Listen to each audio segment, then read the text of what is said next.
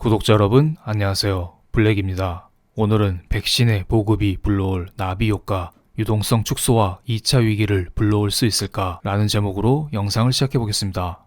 여러분, 백신은 좋은 게 아닌가요? 그런데 백신의 보급이 2차 위기를 불러온다니 조금 이상하게 들릴 수도 있습니다. 이것에 대해서 천천히 알아보는 시간을 갖겠습니다. 최근 세계 각국은 너도 나도 할 것 없이 백신을 승인하고 있습니다.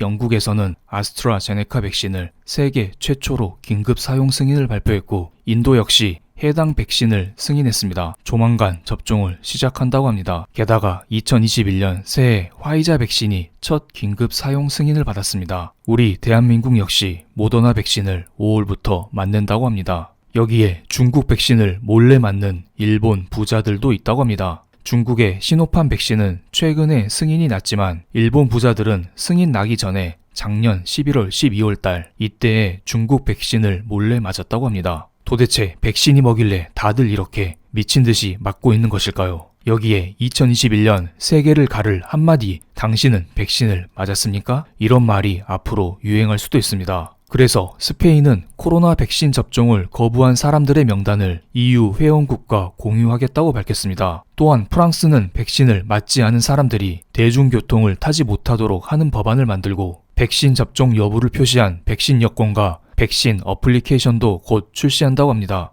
당신은 코로나 백신을 맞았습니까? 이 한마디는 2021년 많은 사람들의 인권에 가장 큰 영향을 미치는 질문이 될지도 모르겠습니다. 어찌됐든 백신을 맞는 것은 좋은 것입니다. 그리고 사람들은 당연히 백신 접종으로 인한 경기 회복을 또한 기대하고 있을지도 모릅니다. 일반적으로 코로나가 발생되면 경제가 위축되면서 연준에서 유동성 공급을 확대하게 됩니다. 그리고 반대로 백신이 공급되면 경제가 살아나면서 연준은 유동성을 축소하게 됩니다. 연준 입장에서도 돈을 계속 뿌리는 것은 부담이 될 수 있습니다. 화폐 가치가 떨어질 수 있고 심각한 하이퍼 인플레이션도 나올 수 있기 때문이죠. 그래서 연준은 팬데믹 이후에 무제한 양적 완화를 발표하면서 시장의 돈을 마구잡이로 뿌려왔습니다. 하지만 최근에는 한 달에 1200억 달러 규모의 양적 완화를 통해서 시중의 유동성을 조금씩 공급하고 있습니다. 하지만 연준이 언제까지 돈을 이렇게 시중에 뿌릴 수 있을까요? 이렇게 돈을 계속 뿌리다가는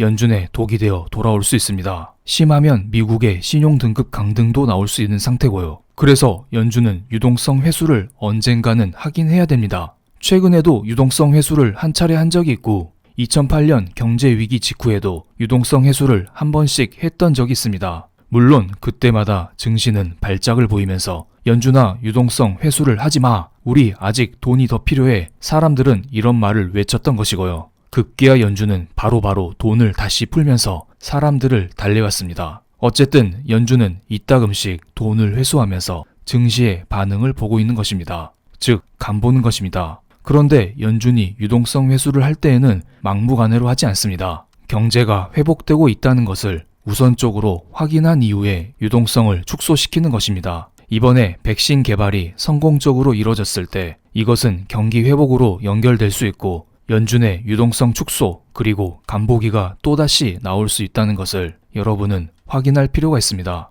그래서 제가 지금 경제 지표가 회복되고 있는지 하나씩 체크하는 시간을 갖겠습니다. 그리고 만약 지금 경제 지표가 회복되고 있다면 연준의 유동성 축소가 언제든지 나올 수 있다는 점 여러분은 명심하시기 바랍니다. 왼쪽 빨간색 동그라미 친 부분이 화이자 백신의 임상 3상 성공적인 결과가 나왔을 당시고요. 오른쪽 검은색 동그라미가 최근의 흐름입니다. 위쪽은 경기 민감주가 주로 포진되어 있는 다우지수 차트이고 아래쪽은 기술주가 주로 포진되어 있는 나스닥 지수 차트입니다. 백신 소식이 나왔을 때마다 나스닥보다 다우지수가 더 큰 강세를 보여왔습니다. 11월 초에도 그랬고 최근에도 그런 모습을 보이고 있습니다. 그래서 우리는 주식만 보면은 이렇게 생각할 수 있습니다. 지금 사람들이 백신을 맞고 있대. 그래서 경기 민감주가 주로 포진되어 있는 다우지수가 강세를 보이고 있어. 이거 경제가 회복되고 있는 거 아니야? 이런 생각을 다들 하실 수 있을 거라 봅니다. 그런데 조금 더 깊게 살펴보기 위해서는 미국의 10년 만기 채권금리, 달러 인덱스, 원유 차트 이 세 가지를 비교할 필요가 있어 보입니다. 11월 초 화이자 백신의 성공적인 결과가 나왔을 때 미국의 10년 만기 채권 금리는 급등을 했고 달러 인덱스 역시 상승을 했고 원유 가격 역시 상승하는 모습을 보여줬습니다. 이때에는 사람들이 이런 생각을 했던 것 같습니다. 코로나 백신이 나온대. 그러면 사람들은 자동차로 여행을 다니고 비행기 타고 여행을 다닐 거 아냐. 또한 공장도 제대로 돌아갈 거 아냐. 여기에 원유가 다 필요합니다. 그렇기 때문에 백신 개발로 인해서 원유 가격이 상승했던 것이고요. 또한 사람들은 이런 생각을 했던 것입니다. 백신이 나오면 경제가 살아날 거야. 그럼 사람들은 돈을 빌려서 더욱더 투자를 하겠지. 주식에 투자를 하고 부동산에 투자를 하고 돈을 빌려서 공장을 세우거나 사업도 하겠지. 이렇게 되면 돈의 수요가 늘어나서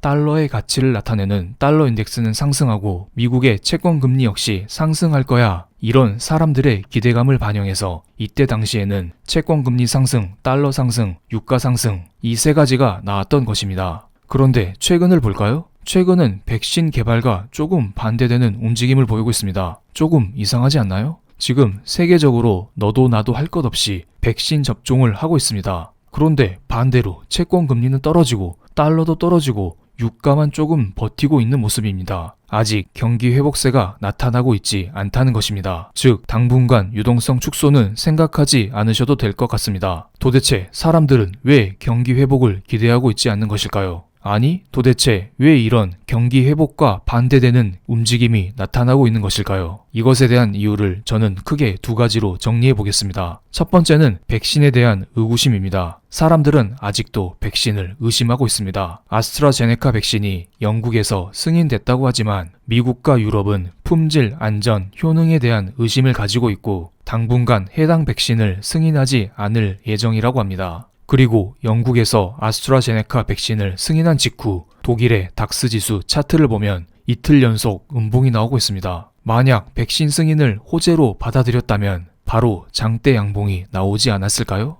그만큼 사람들은 아직 백신을 의심하고 있다는 것입니다. 또한 여기에 코로나 변이 바이러스가 세계적으로 확인되고 있습니다. 영국에 이어서 터키, 중국, 일본, 한국 전 세계적으로 코로나 변이 바이러스가 점점 나타나고 있습니다. 코로나 변이 바이러스에 대한 백신의 효능이 먼저 검증이 되어야 코로나에 대한 불안감이 좀 더 사라질 것 같습니다. 그리고 최근 채권금리 하락, 달러의 하락 이것에 대한 원인 두 번째로는 연준의 통화 정책을 들어보겠습니다.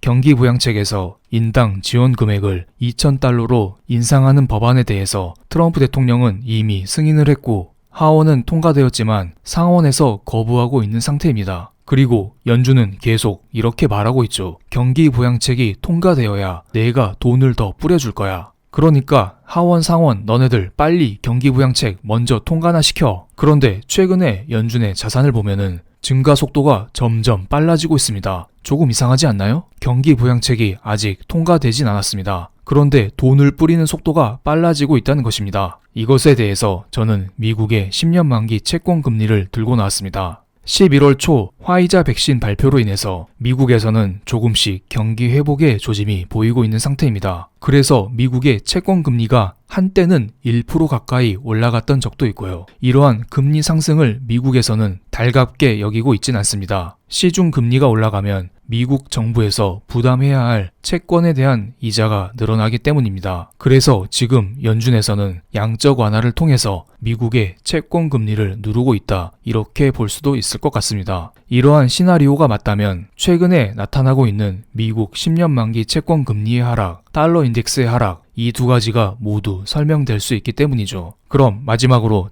정리드리겠습니다. 지금 백신과 코로나는 아직도 대결 중에 있습니다. 그리고 백신 개발로 인한 경기 회복세는 아직 관측되고 있지 않고요. 그래서 유동성 축소를 고려할 단계는 아직 아니라고 봅니다. 당분간 연준의 완화적인 통화 정책을 기대하셔도 좋을 것 같습니다. 그럼 오늘 영상 여기에서 마치겠습니다. 감사합니다.